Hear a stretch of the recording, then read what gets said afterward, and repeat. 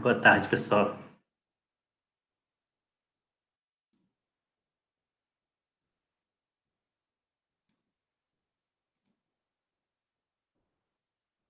Vou compartilhar minha tela aqui, como de costume. Hoje vai ser a revisão para a prova 2, mas antes de eu começar com a revisão, eu vou dar alguns avisos. Aqui, as últimas aulas foram sempre assíncronas, algumas coisas podem ter passado desapercebido. Eu vou dar alguns lembretes aqui. Então, aqui está a agenda do curso, né? Eu atualizei ainda há pouco as notas aqui embaixo, no final, como vocês já sabem. Então, por exemplo, as notas parciais aqui já está incluindo todas as atividades até agora, acho que exceto o diagrama de sequência, que foi a última atividade que o Rômulo, o estagiário, ainda está corrigindo. As notas estão mais ou menos atualizadas aqui. Me atualizei aqui a nota dos exercícios. Beleza? Tá aqui é o questionário 8, semana passada. Questionário sobre os outros diagramas da ML. Já foi lançado aqui também as notas do diagrama de classe.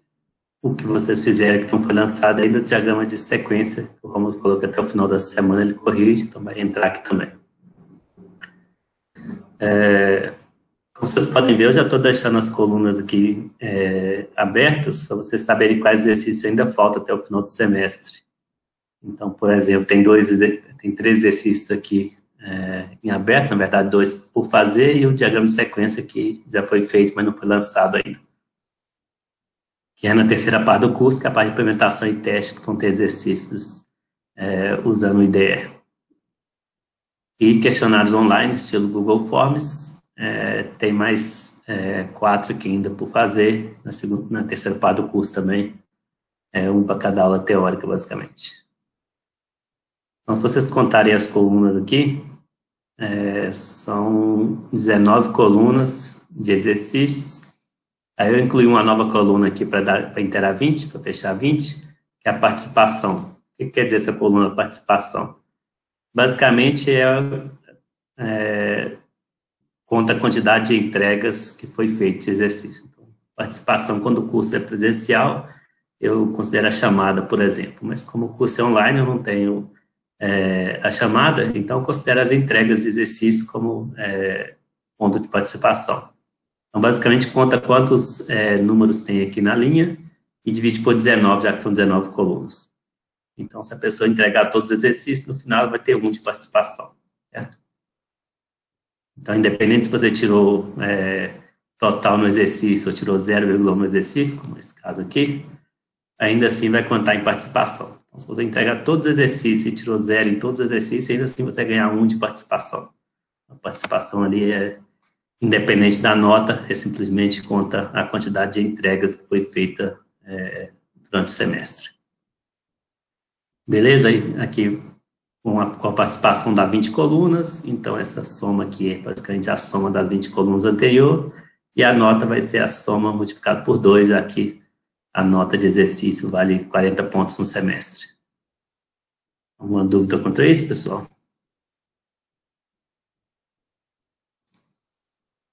Se tiver alguma dúvida, pode perguntar ou no chat ou no áudio, fique à vontade.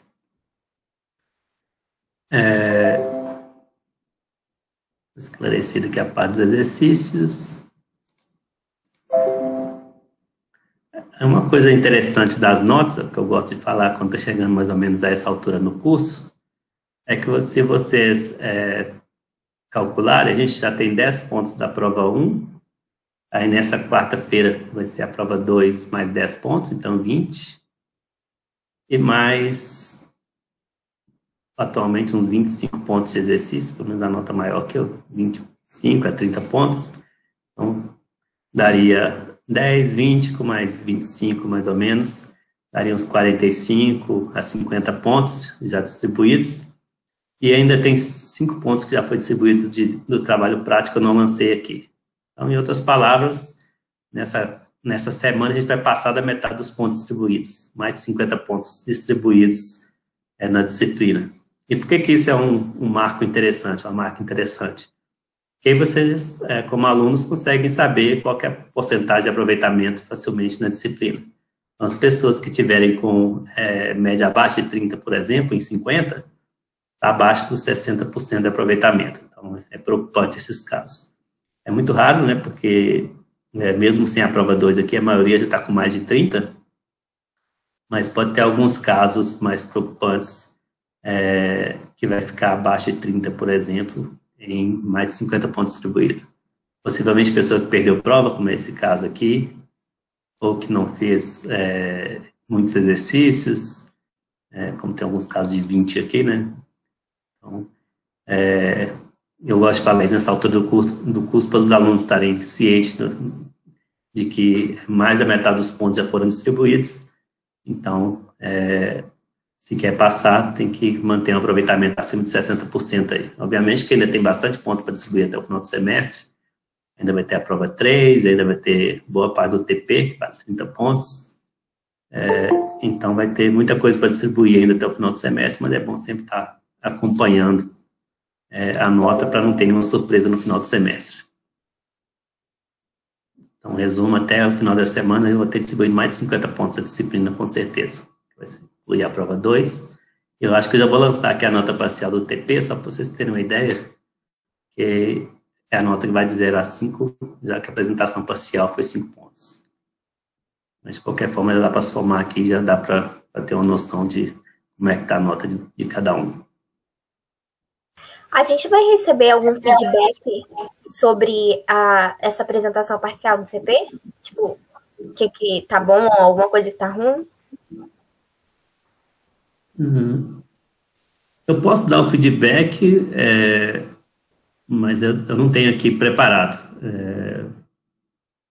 Basicamente, eu divulgo as notas, eu procuro divulgar os critérios de correção depois que acaba o semestre, depois que acaba aquela atividade. Tipo, aqui está a sua nota e aqui foram os pontos em que você perdeu, aqui foram os critérios que você perdeu o ponto. Porque se eu falar a priori, o que acontece é que todo mundo vai, em vez de se preocupar em fazer um bom trabalho vai se preocupar em atender todos os critérios de correção. Então, não divulgo os critérios antes do trabalho. Mas como a apresentação parcial já foi feita, eu posso divulgar os critérios sem problema da apresentação parcial.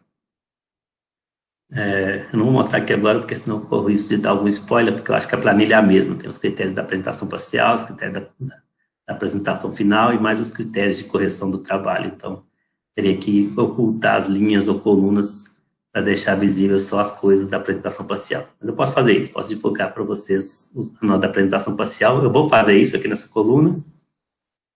E eu posso dar os critérios também da apresentação parcial, mas é basicamente o que vocês já devem esperar, né? É o que estava no enunciado lá. É ter um cronograma, um planejamento, é ter documentos de requisitos, está claro requisitos funcionais e não funcionais, está claro o processo que o grupo adotou. Então, os meus critérios não trazem nenhuma surpresa. É basicamente o que está no enunciado, quantificado em pontuação. Ok? Mais alguma dúvida sobre ponto até agora, pessoal? Alguma coisa sobre a disciplina até agora?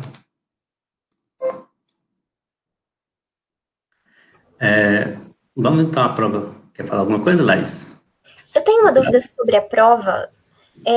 Em algum vídeo, eu acho que o senhor comentou que talvez você tenha que fazer diagramas na prova. Eu acho que você comentou de submeter o diagrama. O tempo da prova vai ser o mesmo, porque, tipo, um diagrama demora para fazer. Principalmente no ArgoML, que é um software bem complicadinho. Uhum. Vamos então, isso aí já tem a ver com a prova 2, então vamos lá sobre a prova 2 algumas coisas. Realmente a prova 2, como a maior parte, na essência principal dela é o ML, então eu não consigo pensar, é bem difícil eu pensar numa prova que não exige vocês criarem diagrama, então podem esperar que vai ter alguma questão lá sobre criar diagrama. Mas ele tem esse porém, levantou a Laís, né, que eu concordo que criar o diagrama não é muito fácil, não é muito rápido, né, então, responder uma questão fechada, eu considero que em 1 a 2 minutos vocês respondem a questão fechada. Criar um diagrama, o mais simples que seja o diagrama, até criar, exportar por figura, depois anexar no formulário, demoraria aí uns 10 minutos, talvez mais. Isso, o diagrama simples, né? Então, na prova vai ter diagramas? Sim. Vai ter diagramas complexos? Não. Todos os diagramas vão ser simples, porque eu tenho a noção que o tempo não daria para me cobrar um diagrama muito complexo, como eu cobro em exercício. Ainda assim, o tempo da prova vai ser os 80 minutos, como de costume. Então, o que vocês podem esperar é que vão ter poucas questões para criar diagramas, e também vai ter poucas questões das outras. Então, semestre passado, por exemplo, ao invés, na prova 2, eu não dei 4 partes da prova. Na prova 1 foi 4 partes, foi para vocês. Na prova 3, talvez seja 4 partes também. Mas na prova 2, eu acho que o ideal é 3 partes no máximo. Menos questões, porque as questões são mais trabalhosas. Respondendo mais diretamente a pergunta, sim, vai ter diagramas, sim, a prova vai ser 80 minutos, como foi a prova 1, mas, por outro lado, eu vou diminuir a quantidade de questões, e os diagramas que forem pedidos vai ser diagramas bem simples, tipo, dou um requisito e peço para vocês criarem um diagrama que atenda aquele requisito. Por exemplo, um diagrama de caso de uso, ou um diagrama de classe que atenda aquele requisito. E aí não precisa ir muito além daquilo, não é para modelar um sistema completo, é para modelar um requisito. Então, se o requisito diz o professor tem que lançar nota, então, o caso de uso é simplesmente uma bolinha escrito lançar nota com um bonequinho professor. O professor de cada caso de uso lançar nota. Então, um diagrama bem simples assim. No diagrama de classe, você vai pedir para a gente colocar a visibilidade e, por exemplo, os parâmetros dos métodos, porque, tipo, isso é um negócio no ArgoML que ele buga tudo. Tipo, ele apaga a visibilidade sozinho. É uma parada que, tipo assim, eu tinha que refazer várias vezes até salvar realmente. Uhum. A visibilidade no ArgoML, ele não mostra realmente. Aí se você botar na mão, ele apaga sozinho. Apaga sozinho, você não sabe. No próprio vídeo tem aquele truquezinho lá de no nome do método, se o método é sacar, por exemplo, colocar mais sacar. Se o método é set nome, colocar mais set nome ou menos set nome, dependendo da visibilidade. Então, pelo menos nos exemplos que eu fiz, funcionou assim. Então, a visibilidade tem isso. Agora, tem alguns problemas mesmo de, às vezes, até no vídeo que eu gravei, às vezes é difícil mover o relacionamento para onde você quer, ou colocar o componente onde você quer. Então, às vezes tem alguns bugs assim no software que acaba atrapalhando. Mas em alguns casos, se você tiver travado, como os diagramas são simples, no caso da prova, a dica que eu dou é comece de novo. Então, se você está lá tentando colocar uma visibilidade, travou e ele não quer aparecer de jeito nenhum, dá um novo diagrama, cria o componente de novo e aí coloca. Se você achar que é importante também a visibilidade ou o relacionamento, então, muitas vezes na questão eu deixo mais explícito o que eu quero. Por exemplo, questão sobre diagrama de classe, eu quero que você identifique os objetos desse requisito. Então, na verdade, o que eu vou corrigir principalmente são os objetos. Não vou ficar olhando muitos detalhes de visibilidade, de parâmetro em particular, eu acho que não vale a pena colocar no diagrama de classes, porque mais polui do que ajuda. Tipicamente, quando você coloca o nome do método, os parâmetros fica claro o que você quer de parâmetros ali. Eu posso deixar a cargo do programador definir os parâmetros ali que é necessário para aquele método. No diagrama de classe, eu sugiro não colocar parâmetros, não. E se o parâmetro for muito importante, coloque como um comentário, uma nota, dizendo para fazer transferência é possível identificar dados da conta destino, alguma coisa assim. Só como nota, como comentário. Não sei se eu respondi. Então, tenta fazer o diagrama mais simples, tendo essa preocupação de que o tempo é curto, né? 80 minutos passa voando, tem aquele tempo ainda de exportar a figura, anexar no formulário. Então, não perca muito tempo. E as questões, não é porque é uma questão aberta que eu vou pontuá-la muito mais do que as questões fechadas. Se eu não me engano, no semestre passado, e a tendência é eu repetir parecido esse semestre, eu fiz assim, cada parte tinha a mesma pontuação.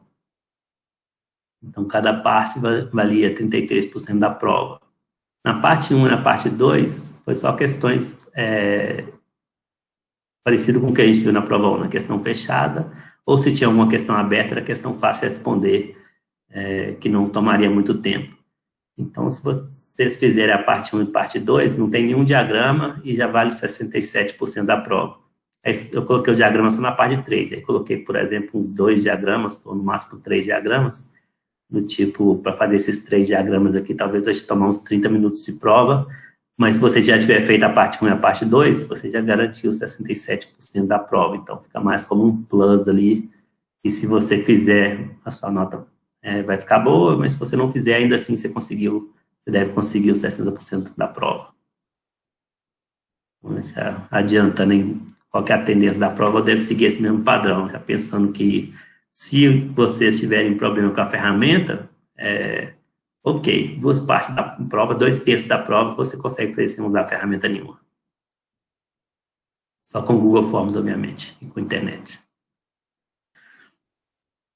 Mais alguma dúvida sobre a prova em si, pessoal? Sobre a estrutura, que é o conteúdo em si, eu vou fazer como eu fiz no semestre passado, na prova passada, que é tipo fazer uma revisão de cada aula, que aí se alguém tiver dúvida sobre conteúdo especificamente, sobre um determinado diagrama, sobre uma determinada parte da matéria, aí a gente pode voltar e discutir aquela parte da matéria especificamente. Pode ser?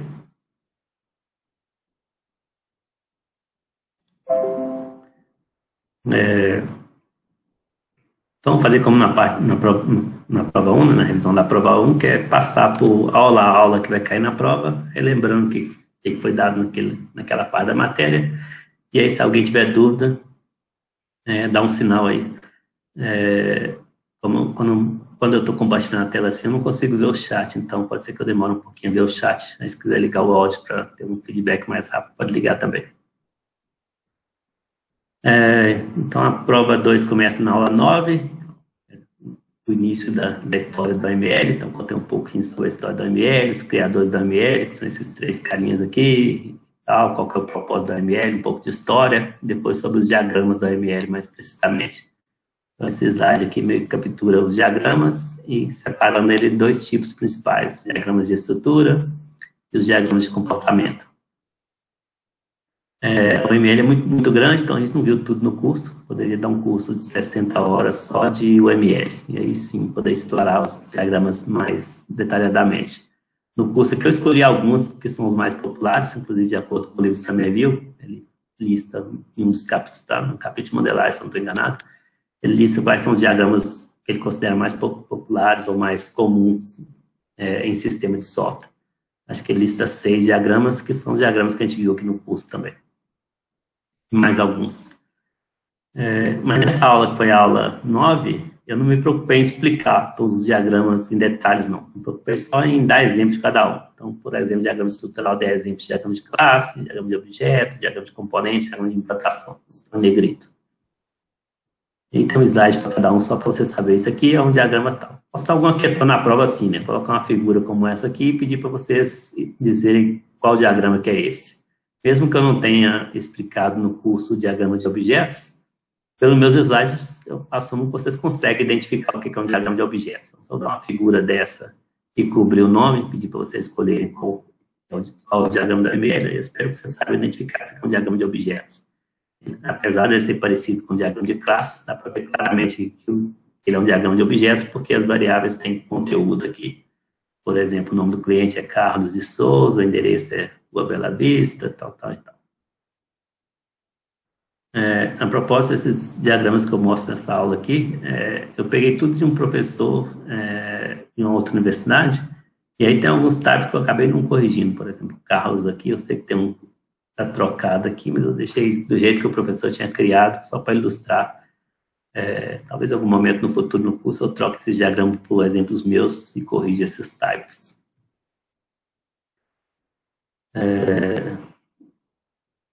Alguns diagramas eu criei, como esse aqui eu acho que foi eu que criei mesmo. E alguns eu peguei de outros professores, já pronto.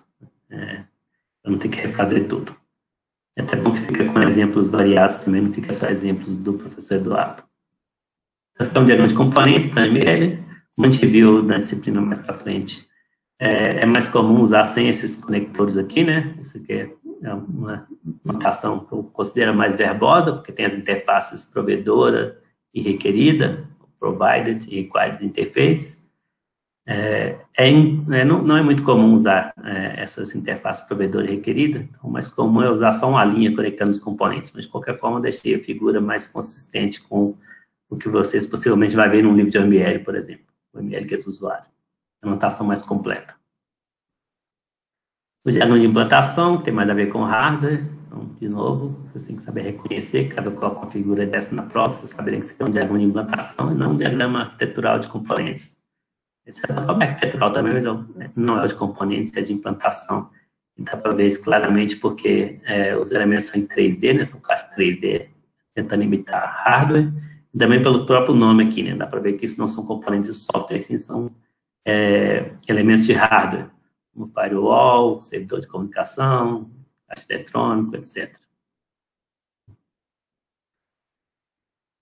Fiz a mesma coisa para os diagramas comportamentais. Então, coloquei alguns slides de alguns dos diagramas para vocês conseguirem reconhecer aquele diagrama, mas não expliquei muito detalhe nessa aula 9.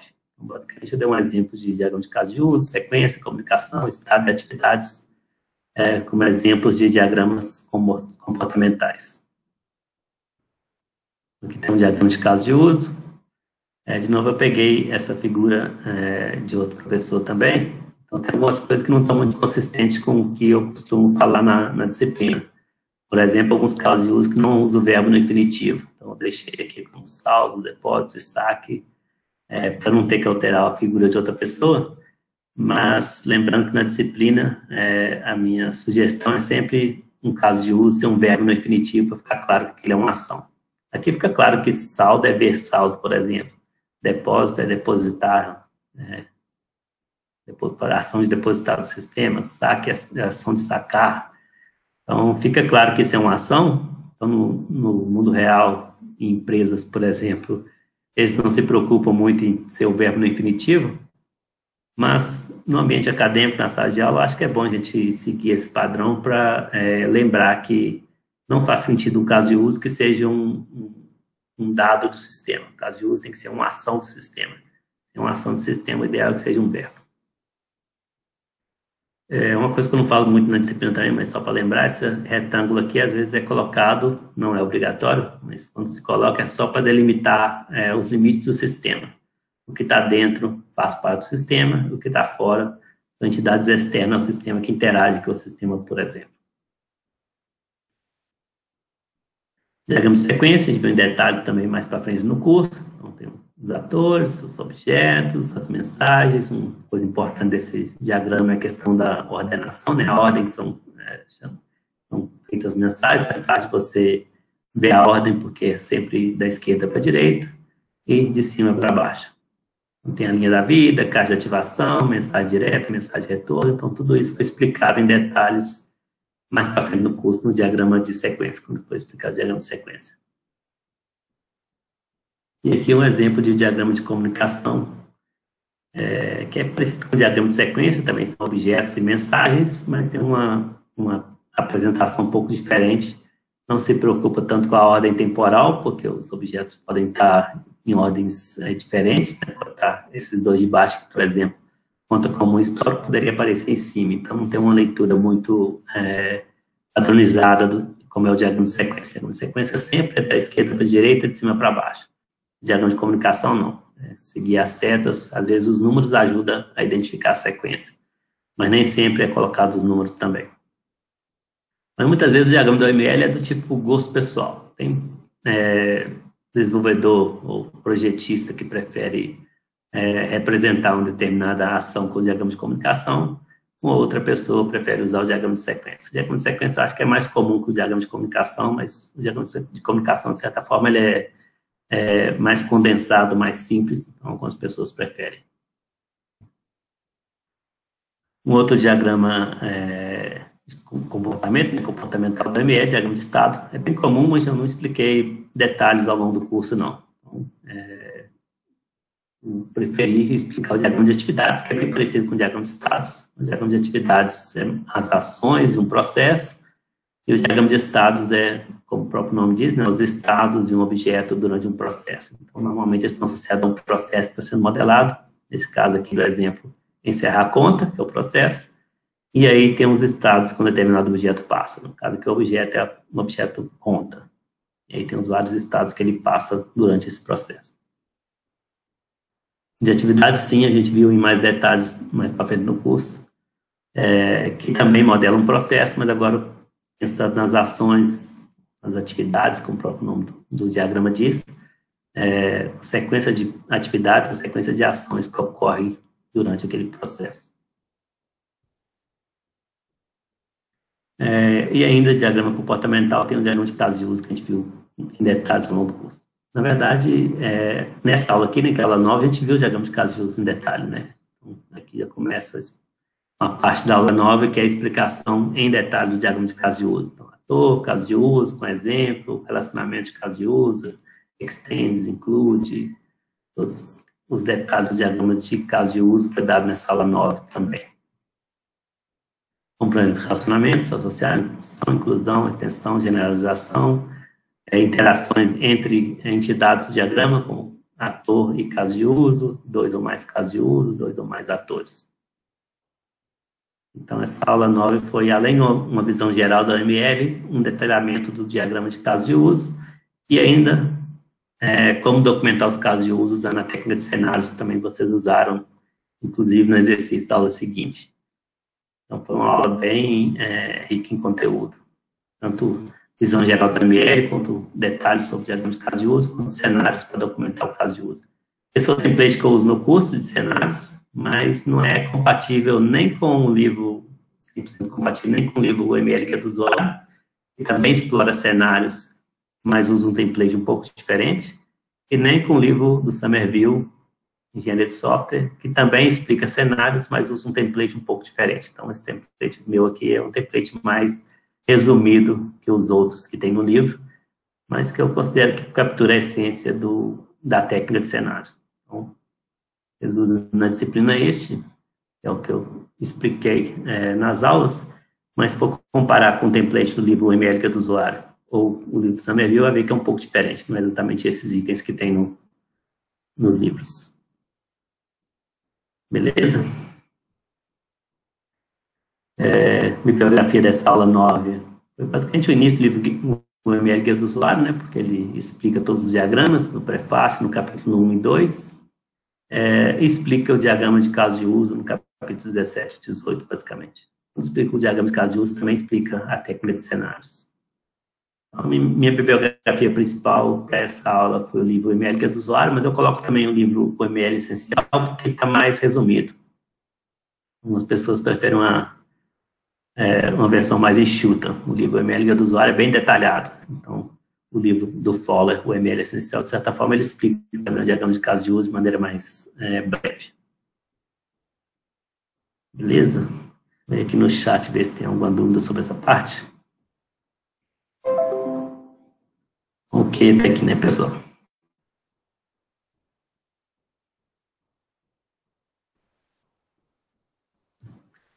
A aula 10 foi exercício, então acho que não tem muito o que falar, né? Então foi basicamente revisar os conceitos aí do diagrama de caso de uso e a técnica de cenários para documentar os casos de uso.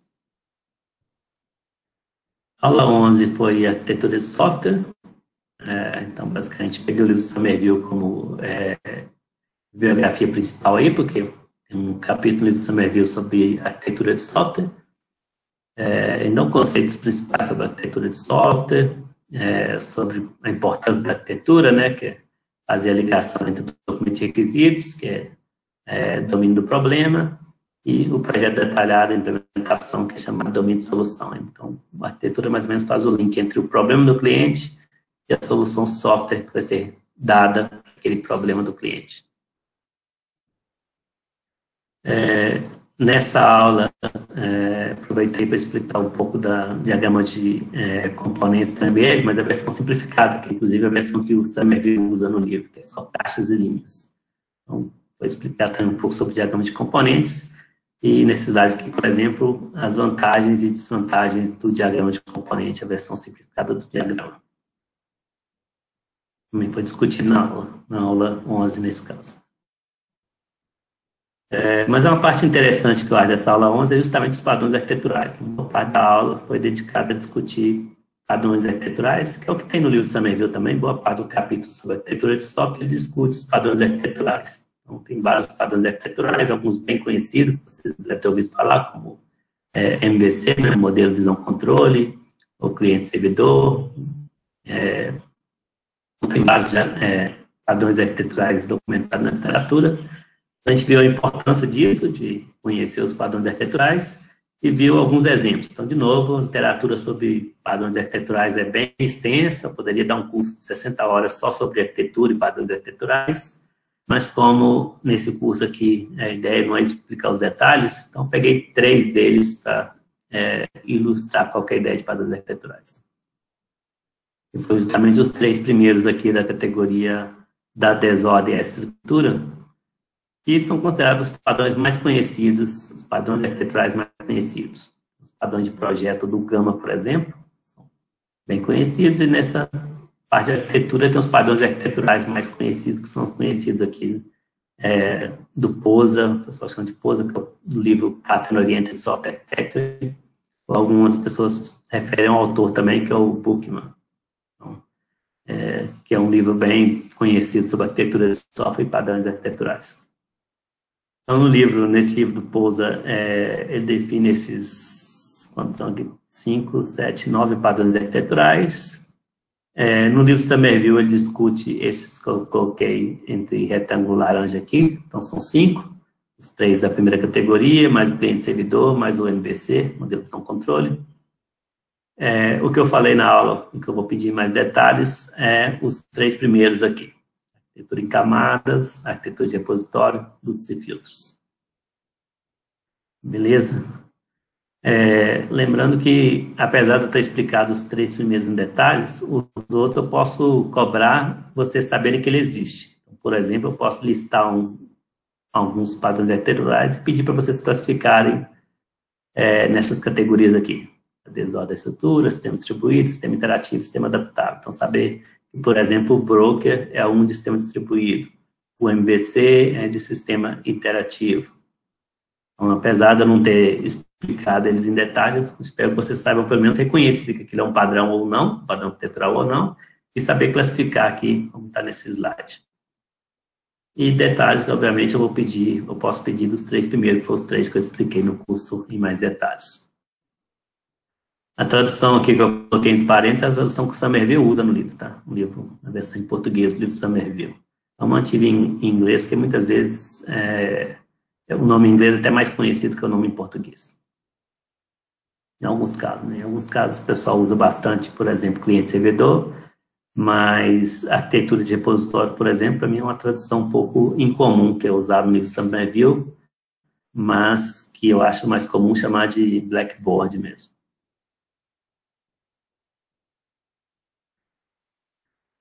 Então, na aula 11, que foi a aula de arquitetura de software, eu expliquei esses 3, né? Arquitetura em camadas, repositório, dutos e filtros. Eu acho que eu coloquei um slide para cada um, só para vocês lembrarem. Se alguém tiver dúvidas sobre algum desses padrões, a gente pode voltar na aula para explicar os detalhes. Então, basicamente, a ideia da arquitetura em camadas é você colocar, como o próprio nome diz, né, camadas, onde as camadas se comunicam com as camadas adjacentes. Então, os componentes são organizados em camadas. Então, determinados serviços, por exemplo, na camada inferior, determinados serviços na camada do meio. Não precisa ser só 3 camadas, não. O sistema pode ter organizado em 4, 5, 6, 10 camadas. E, geralmente, na engenharia de software, pelo menos, a gente não vê muitas camadas. Então, acho que eu dei o exemplo nessa aula aí daquele protocolo acho que é de redes de computadores, alguma coisa assim, que é o OSI, que tem 7 camadas, eu acho, 9 camadas. Aqui em outras áreas vocês veem, mas na engenharia de software normalmente é incomum ter mais que 3 ou 4 camadas, porque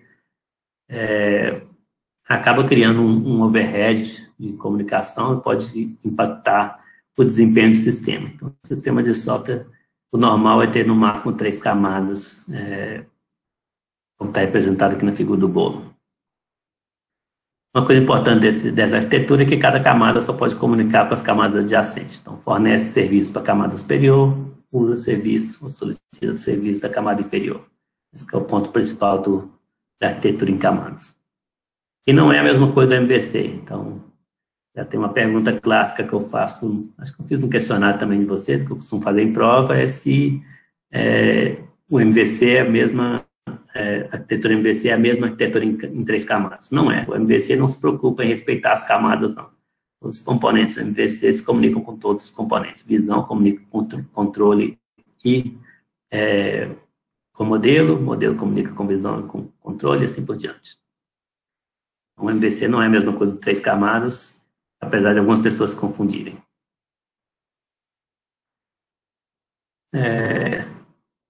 Um outro exemplo de padrão arquitetural que eu expliquei nessa aula 11 é a arquitetura de repositório, ou Blackboard. A ideia aqui é que tem vários sistemas que geram dados, vários sistemas que leem os dados, e aí você cria um repositório centralizado para que todos os sistemas tenham acesso àqueles dados compartilhados. Então, a ideia, no geral, é isso. É ter um repositório compartilhado de dados, onde vários subsistemas podem escrever, vários subsistemas podem ler aqueles dados. E aí, de certa forma, os subsistemas ficam independentes uns dos outros. Então, os componentes podem ir lá e acessar os dados sem ter que, por exemplo, passar por outro componente. Então, fica mais independente um componente do outro, um subsistema do outro, porque eles só têm acesso aos dados compartilhados sem necessidade de se comunicar um com os outros. Essa que é a ideia geral da arquitetura de repositório.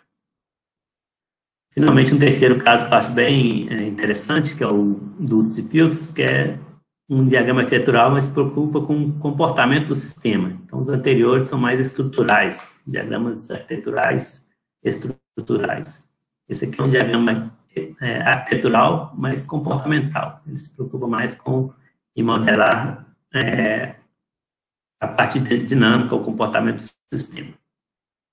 Então, basicamente, ele identifica 2 papéis para os componentes, o papel de dutos e o papel de filtros, onde os dutos são aqueles componentes que distribuem os dados do sistema, e os filtros são aqueles componentes que manipulam ou transformam os dados do sistema. Então, você consegue representar o sistema como um workflow, como um diagrama mais dinâmico, que mostra o passo a passo de um determinado processo, e aí você representa os componentes que estão ali só para transportar, conduzir dados, e aqueles componentes que realmente recebem os dados e fazem algum tratamento, fazem alguma transformação, alguma manipulação dos dados do sistema.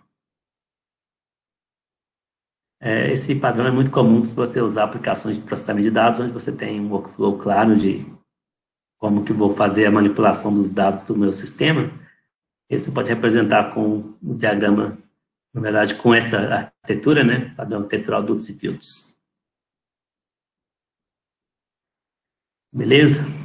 A essência da aula 11 vem do capítulo 6 do Somerville, que é justamente a arquitetura, o capítulo sobre a arquitetura de software. Detalhes dos padrões arquiteturais, eu sugiro essa literatura aqui, que é a mais conhecida, a referência sobre padrões arquiteturais, que é o livro do Bookman, Pattern Oriented Software Architecture. Lembrando que tem vários volumes, várias edições, vamos dizer assim, desse livro. O mais conhecido é o volume 1, que é o A System of Patterns. Então, tem o volume 2, volume 3, volume 4. Então, se alguém pegar o livro para estudar, ou pegar o livro mesmo por curiosidade, cuidado para não pegar o livro errado, porque tem vários volumes dessa série aqui de arquitetura de software orientada a padrões, mas os 9 padrões mais conhecidos estão no volume 1. Mais precisamente no capítulo 2 do volume 1. Beleza?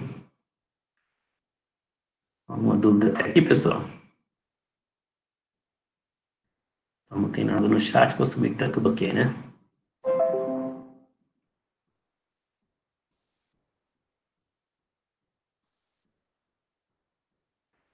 Vamos lá, aula 12 foi a apresentação do TP. A apresentação do TP não é cobrada diretamente na prova, em nenhuma prova. Então, coloquei aqui só para ficar consistente com todas as aulas.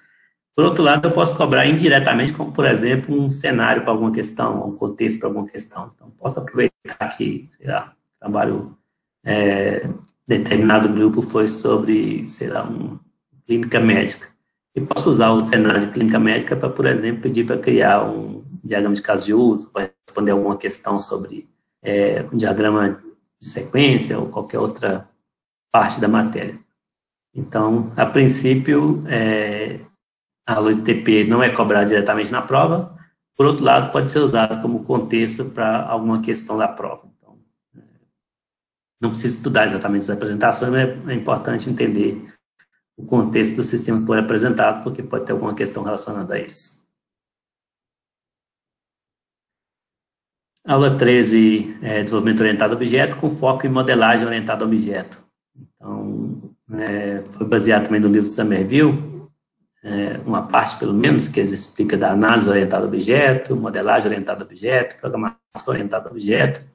Na parte de modelagem orientada a objeto, eu aproveitei para explicar o diagrama de classes, que é o diagrama de modelagem mais popular da UML. Então, peguei a parte teórica do livro Somerville, que ele explica sobre desenvolvimento orientado a objeto, porque é importante fazer análise, modelagem, programação, tudo orientado a objeto, para manter consistente e mais fácil a transição da análise para a modelagem, da modelagem para a implementação, para a programação. Então, Somerville explora isso ao longo do capítulo de desenvolvimento orientado a objeto. Então, aproveitei para explicar isso também. E depois o diagrama de classe. Na parte inicial aqui são análise, modelagem e programação. Mas isso aqui é só uma introdução que também eu faço, porque o capítulo, na verdade, ele explica a modelagem. Então, ele explica as atividades da modelagem. Definir o contexto, projetar a arquitetura, identificar os objetos, desenvolver os modelos, especificar a interface entre os objetos do modelo. O capítulo do Somerville, que é o capítulo de modelagem, ele foca nessas atividades, explicando a transição dessas atividades. Então, é isso que eu mais ou menos fiz na aula, nessa aula aqui, que é a aula 11 ou 12, né? 13, na verdade. Aula 13.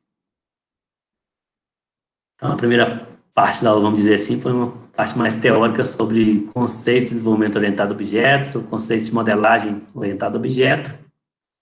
E depois, a segunda parte, explicando o diagrama de classes, que é o principal diagrama para a modelagem orientada a objeto. Então, a importância do diagrama de classe e os elementos do diagrama.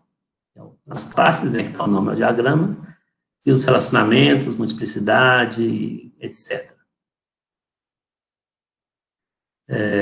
Eu comecei explicando a notação da classe, também expliquei a notação da interface, que difere uma classe da interface, então é importante vocês saberem isso. Depois, visibilidade, que acho que, na verdade, eu falei sobre os relacionamentos também. No meio, eu falei sobre a visibilidade, que na OML tem 3 tipos padrão de visibilidade, que é público, com sinal de mais, protegido, com sinal de jogo da velha, privado, com sinal de menos. Isso vale para atributos e para métodos. E os relacionamentos, que talvez seja a parte mais complicadinha do diagrama. E tem muitos relacionamentos no diagrama de classe. Então, associação, agregação, composição, herança, que é também chamado de generalização, especialização, ou um ou outro, né? Ou generalização ou especialização, ainda tem a dependência. Então, todos esses relacionamentos são possíveis no diagrama de classe, então torna o diagrama bem complexo. Eu posso cobrar alguma coisa específica, por exemplo, colocar um diagrama com um relacionamento e pedir para você classificar. Isso aqui é um diagrama, um relacionamento de qual tipo? É dependência, é herança, é agregação, é composição, é associação.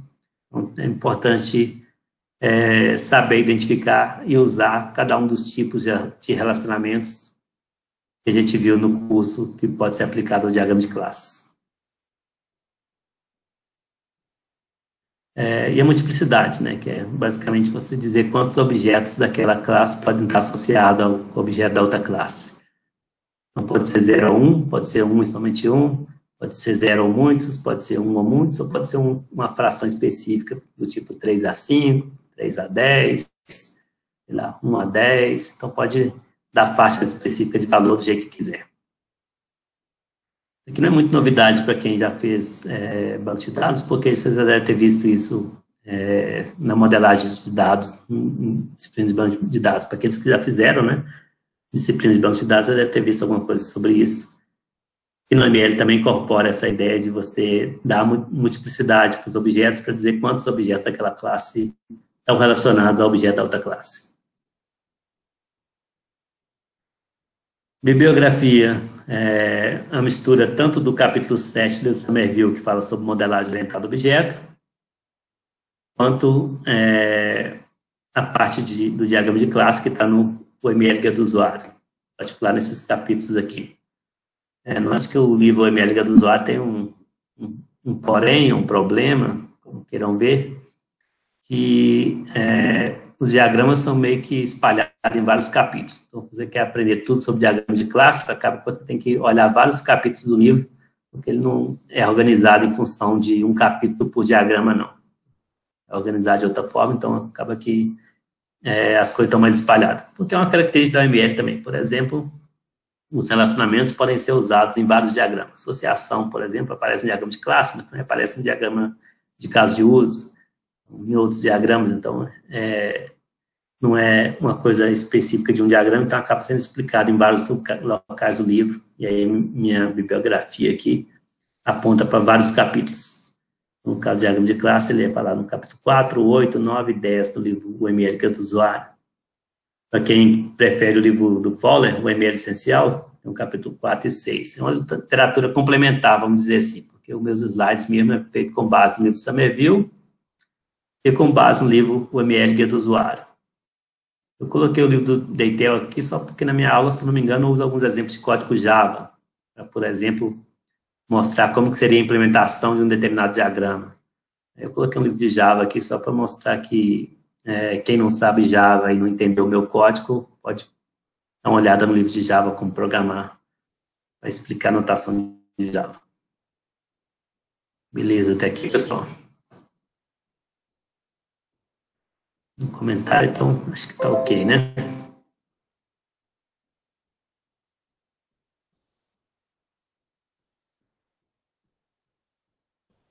Então, chegando nos finalmente, teve o exercício sobre o diagrama de classe. Basicamente, era usar os conceitos do diagrama de classe, né? Classe, interface, método, atributo, visibilidade, relacionamento, multiplicidade, nota. Então, são coisas que eu posso cobrar na prova, mas lembrando, como eu disse antes, eu não vou pedir nenhum diagrama complexo na prova. Então, se você estiver fazendo um diagrama que está sendo muito grande, muito trabalhoso, possivelmente você não entendeu o exercício direito, o exercício da prova, no caso, né? E na prova eu vou pedir alguma coisa que você faça em 5 minutos de diagrama, porque vai gastar mais uns 5 minutos para exportar para a figura, anexar no formulário e submeter. Então, se você gastar mais que 10 minutos para fazer o processo todo, que é criar a figura e enviar, possivelmente você fez mais do que é necessário, porque a minha estimativa é no máximo 10 minutos para criar os diagramas da prova. São diagramas simples. E não vai ter muitos também, 2, no máximo 3. Bem, última aula teórica foi a aula 15, onde eu expliquei outros diagramas da ML, em particular esses 3 aqui, sequência, o de comunicação e o de atividades. O de sequência é particularmente interessante porque ele pode ser uma alternativa à técnica de cenários, para documentar ou detalhar casos de uso. Então, inclusive, não eu pedi no exercício sobre diagrama de sequência, eu falei que poderia relacionar com o diagrama de caso de uso, porque é comum isso. Você modela o diagrama de caso de uso e coloca lá a atividade, o caso de uso no sistema bancário, transferir, por exemplo, transferir dinheiro de uma conta para outra. No diagrama de caso de uso só aparece a bolinha com transferir, e aí você usa o diagrama de sequência para dizer quais são os passos para transferir. O diagrama de sequência, muitas vezes, ele é usado para documentar e detalhar um caso de uso. O diagrama de sequência, basicamente, tem os atores, como no diagrama de caso de uso, e tem os objetos, que são instâncias do diagrama de classe. E aí ele representa a troca de mensagens entre esses elementos, tanto os atores quanto os objetos. Isso, basicamente, as mensagens, basicamente, significa a chamada de métodos dos objetos.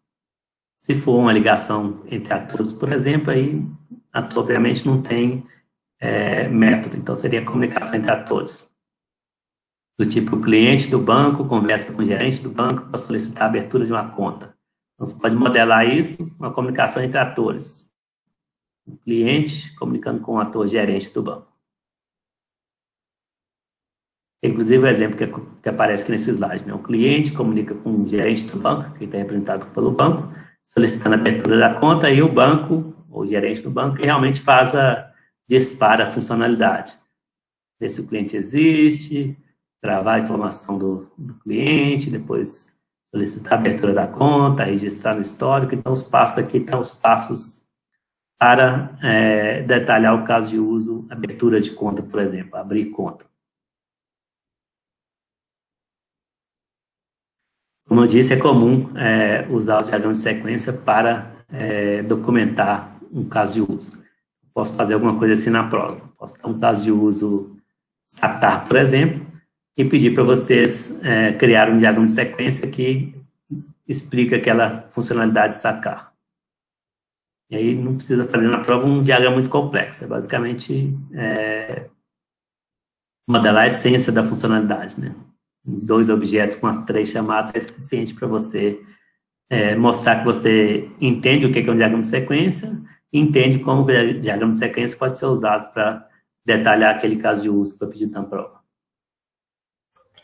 Falando de diagrama de sequência, como é que você faz uma caixa de ativação no ArgoML? Porque, tipo, eu criei uma gambiarra. Na verdade, acho que no meu vídeo mostra isso, né? Acho que tem até o ArgoML instalado aqui, deixa eu ver se eu consigo abrir ele. Que eu acho que ele demora um pouco para abrir, mas enquanto ela vai abrindo aqui, eu vou explicando. Tem dois, até que abriu rápido. Tem 2 linhas aqui, né? Uma linha é essa primeira aqui, que ele não... Eu acho que essa primeira é a que cria a caixa de ativação, né? Você ligar um do outro, automaticamente ele cria a caixa de ativação aqui, ó, para você. E a outra não cria, né? Então tem esse porém aí. Então, se você... É a ativação mesmo que você quer, né? Que é o retângulo, mas é aquela caixa de ativação que fica... Tipo, ela vai e volta para o mesmo lugar. Quando você cria ali, ele já automaticamente adiciona a mensagem de retorno, né? Não, e essa volta aqui. É aquela... Um da outra. De retângulo. retângulo. Um ampliado, né? Eu acho que esse realmente eu não sei se tem como, não. Acho que eu nunca tentei. Cria no mesmo objeto. O objeto envia uma mensagem para si mesmo. É ele mesmo, né? Não sei se tem como mesmo, não. Acho que não tem, não me lembro. Pode ser que tenha como, mas eu não vou saber criar. Talvez seja algum dos outros ícones aqui.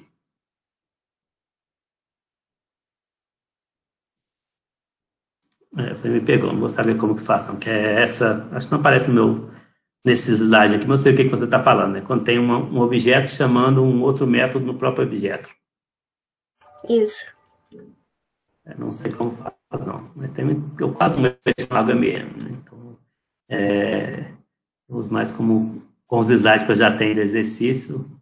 Talvez se eu lutar aqui durante uns 15, 20 minutos, pode ser que eu consiga fazer. Acho até que eu já fiz em algum momento, mas não me lembro como. Depois manda um e-mail para mim que eu posso responder um e-mail se eu descobrir como faço. Né? E durante a aula acho que eu não vou conseguir, não. É isso aqui, né? Que aparece aqui, ó. Eu acho que tem como, porque eu já vi isso nos exercícios dos alunos e eu acho que eu já fiz também algum slide meu. Mas não sei dizer o passo a passo agora de cabeça. Descobrir.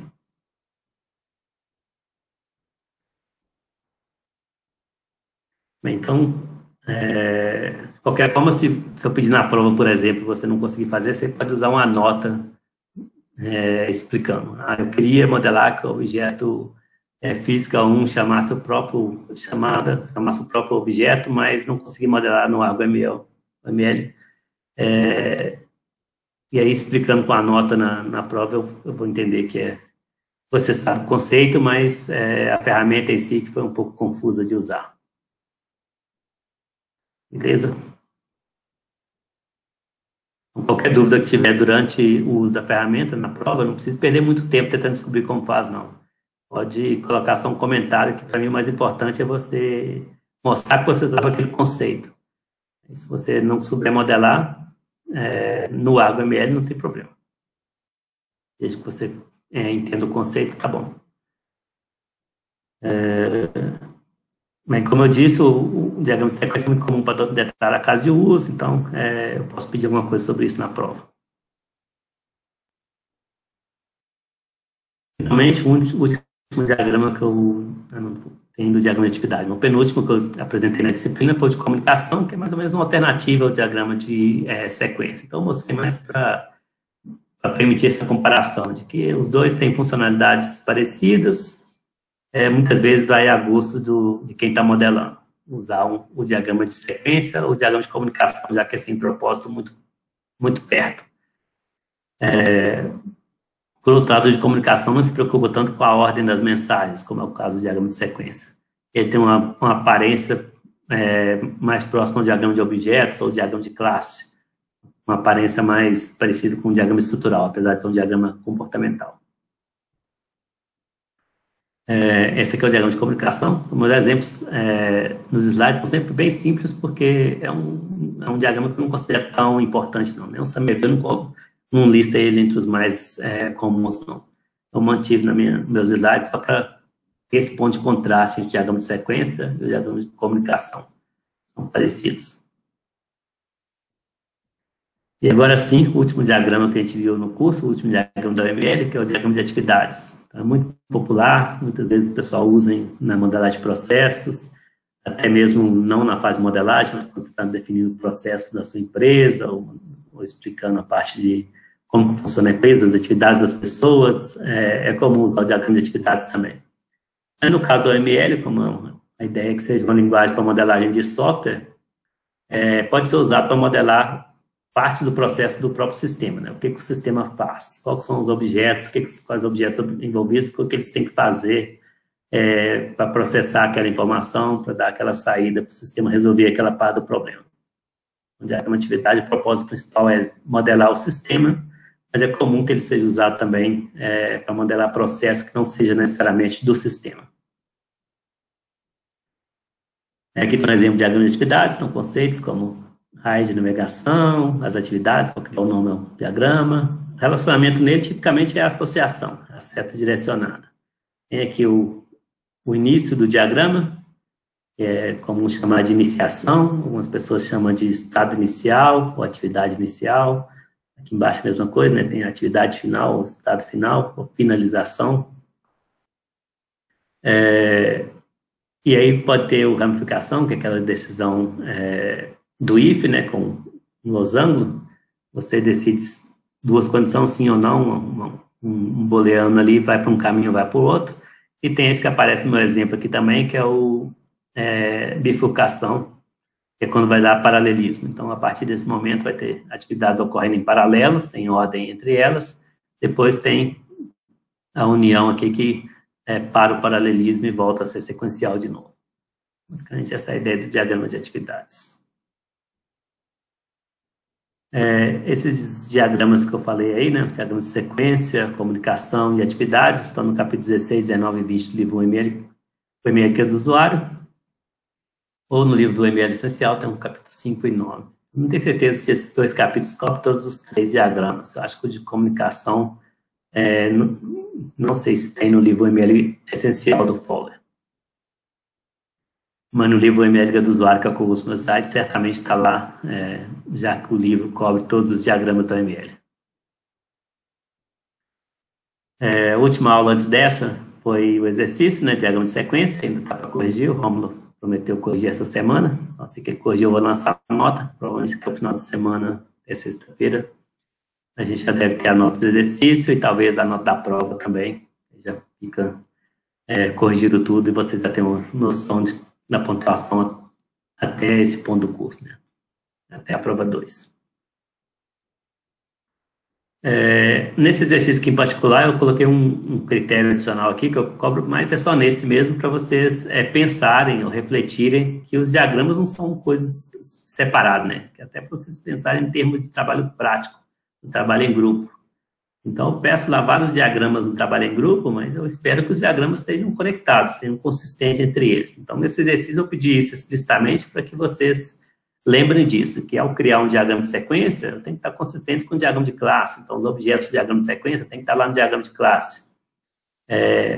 as sequências que estão sendo modeladas aí pode ter a ver com o diagrama de caso de uso, então posso estar detalhando um caso de uso, um diagrama de caso de uso. Então, refletir sobre isso ao modelar um sistema, principalmente no trabalho prático, que os diagramas eles têm que estar consistentes entre eles se eles refletem o mesmo sistema. Então, isso vai ser foi um critério para esse exercício e vai ser um critério na questão do trabalho prático. Então, é importante pensar e tentar seguir essa consistência, manter essa consistência. Beleza? É isso até a aula 16. A aula 17 é justamente a sala de revisão. E a próxima aula é a prova, né? Então, como eu disse, a prova tende a ter menos questões, mas questões mais trabalhosas, porque tem a parte de modelagem também. A Helena perguntou aqui sobre a prova. Mesma coisa. Então, possivelmente não vai ser 4 partes, como eu disse, vai ser 3 partes, né? Mas vai ser Google Forms, e vou sortear no início da aula os links e vou disponibilizar durante a aula, e o tempo é a mesma coisa, começa por volta de 5h20 no máximo, até 6h40, que é o final da aula. Vai seguir o mesmo, assim, eu não preparei a prova ainda não, pode ser que durante a preparação da prova eu tenha alguma ideia mirabolante, resolvo experimentar a ideia, e aí muda alguma coisa na prova. Mas, por enquanto, a minha ideia é fazer o mesmo que a gente fez na prova 1, ao invés de ser 4 partes, ser 3 partes, Google Forms e links sorteados para cada aluno. Beleza? Está respondido? Mais alguma dúvida, pessoal, sobre a matéria até aqui ou sobre a prova?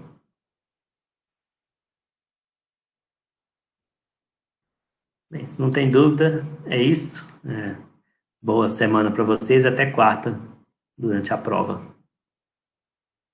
Tchau, tchau.